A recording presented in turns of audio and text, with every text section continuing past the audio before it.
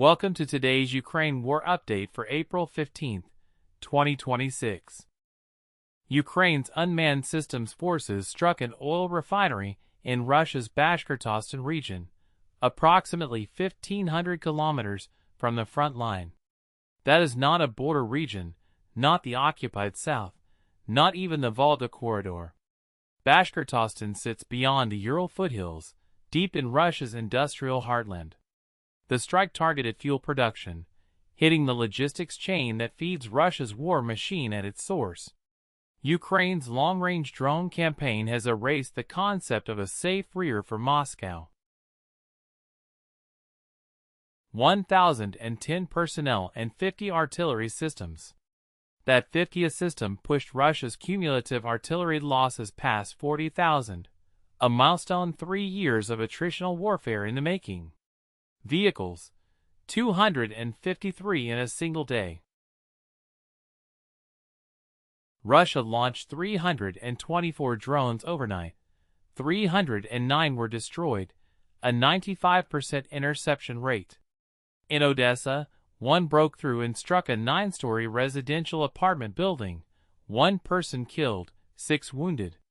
Kherson region, 4 more civilians injured. Chernihiv, energy infrastructure hit. 309 saved, 1 building wasn't.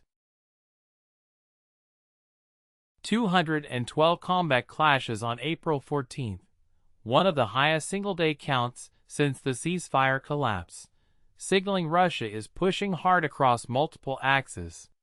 The Pokrovsk and Kostiantynivka directions remained most active. Ukraine's defense ministry announced a new organizational structure for drone assault units on April 15, formalizing the integration of FPV operators directly into assault infantry. Russia's offensive grinds on, but at 254 casualties per square kilometer of advance, the arithmetic is not in Moscow's favor. The Bashkortostan strike is not an isolated achievement.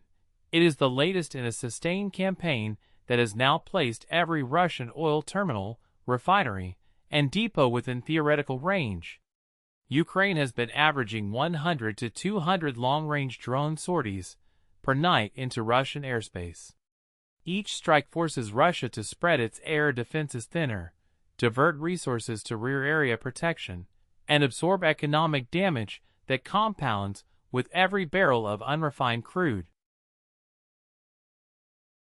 Zelensky attended the Ukraine Defense Contact Group in Germany before flying to Italy for a state visit, coordinating drone and long-range missile deliveries with allies.